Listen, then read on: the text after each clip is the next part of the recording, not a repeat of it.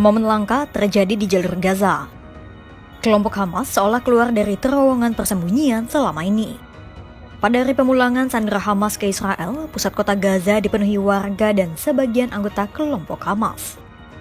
Di antara puing-puing bangunan, warga bersorak-sorai meneriakan dukungan untuk Hamas dan sayap militernya. Momentum itu seolah menunjukkan kuatnya cengkeram Hamas di Gaza meski mereka telah kehilangan banyak hal selama perang berlangsung.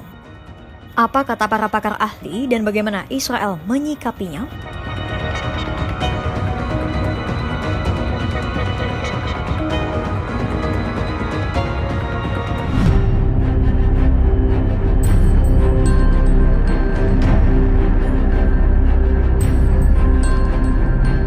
Seorang analis asal Turki, Ibrahim Madon, menyoroti kehadiran Hamas di tengah warga Gaza yang mengelulukan kelompok proksi Iran itu. Ibrahim menyebut momen itu menyimpan pesan yang seolah menunjukkan bahwa cengkeram Hamas di Gaza saat ini masih kuat.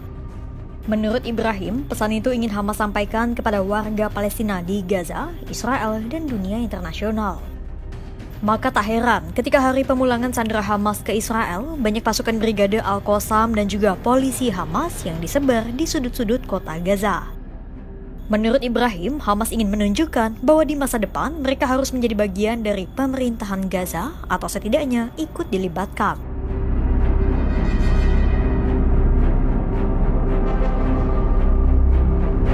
Seorang profesor ilmu politik Universitas Birzeit, Ali Jarbawi, menyebut kehadiran Hamas hari itu lebih dari sekadar penyampaian pesan kepada masyarakat internasional bahwa mereka memegang kendali.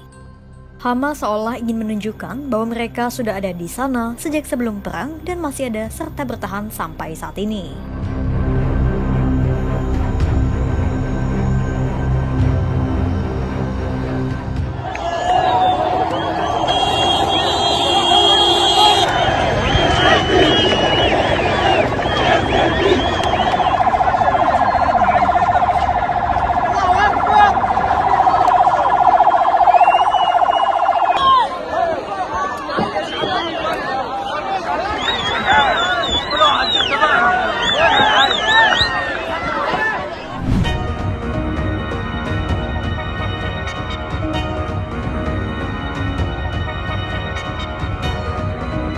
Otorita di Gaza nampaknya memang sudah bersiap untuk menyambut masa depan Gaza di bawah pemerintahan orang-orang Palestina.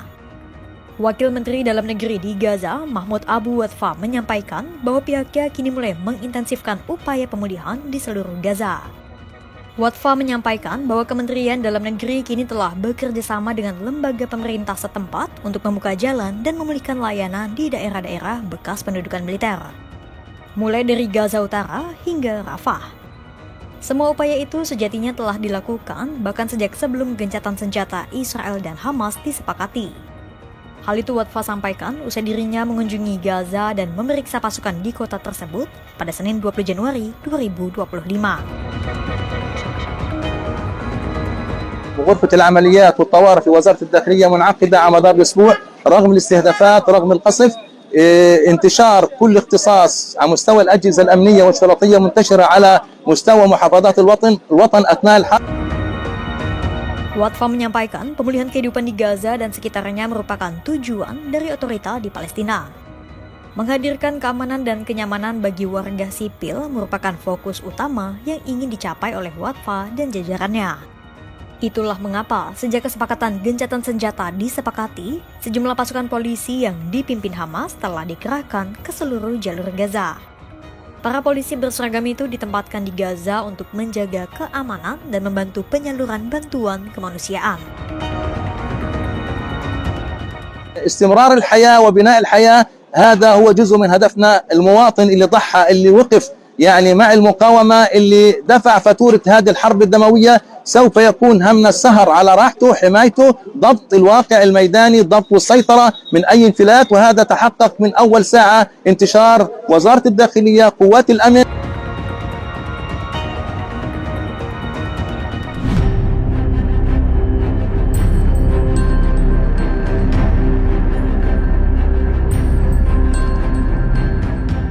Meski demikian, masa depan Gaza dan Palestina masih belum jelas. Sebab pejabat Israel telah menegaskan bahwa mereka bukan menyetujui gencatan senjata permanen dan hanya sementara. Menurut sejumlah menteri, termasuk Menteri Luar Negeri Israel, Gideon Sa'ar, Hamas adalah ancaman nyata bagi keamanan Israel. Sa'ar seolah menyampaikan pesan bahwa tak ada masa depan bagi Hamas di Gaza, apalagi ikut melibatkan kelompok itu dalam pemerintahan Palestina di masa depan.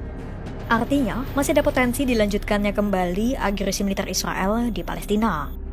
Sejumlah pakar menilai Israel sangat mungkin untuk melanjutkan perang dan menggunakan kekerasan untuk membasmi Hamas. Namun, ada tantangan besar yang harus dihadapi Israel jika mereka nekat melanjutkan perang.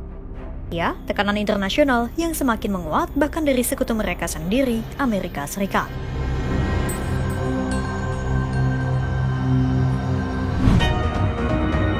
Israel dan Hamas telah menyepakati gencatan senjata melalui negosiasi yang dimediasi oleh Mesir, Qatar, dan Amerika Serikat. Gencatan senjata itu telah berlangsung secara efektif sejak 19 Januari 2025. Nantinya ada 3 fase yang ada dalam skema gencatan senjata bertahap itu. Tahap pertama, Hamas mengembalikan 33 sandera mereka dan sejumlah tahanan Palestina juga dilepaskan oleh Israel sebagai imbalan. Sesuai kesepakatan dua belah pihak, tahap pertama akan dilakukan selama 42 hari alias 6 minggu. Tahap kedua, pasukan Israel harus menarik penuh pasukannya dari Palestina. Dan tahap ketiga, pemulihan akan terjadi di Gaza dalam jangka waktu 3 hingga 5 tahun ke depan.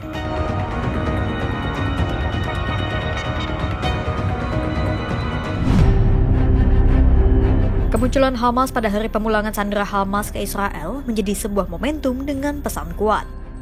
Hamas ingin menyiarkan pada seluruh dunia bahwa pengaruh mereka masih mengakar kuat di Gaza dan Palestina. Kelompok proksi Iran itu ingin menunjukkan bahwa mereka pantas untuk dilibatkan dalam urusan pembangunan pemerintahan masa depan di Gaza, Palestina. Namun rasa cemas masih tetap menyelimuti mereka mengingat sejumlah pejabat Israel menegaskan bahwa mereka akan membasmi Hamas dan tak akan membiarkan proksi Iran itu terlibat dalam pemerintahan Palestina di masa depan. Jika Hamas masih menunjukkan keterlibatannya, bisa-bisa Israel nekat mengabaikan tekanan internasional dan kembali membakar bara peperangan yang nyaris padam. Untuk itu, jalan tengah apa yang akan diambil oleh semua pihak yang terlibat dalam peperangan Timur Tengah? Pantau terus perkembangan soal gencatan senjata dan isu Timur Tengah lainnya hanya di kanal YouTube Kompas.com.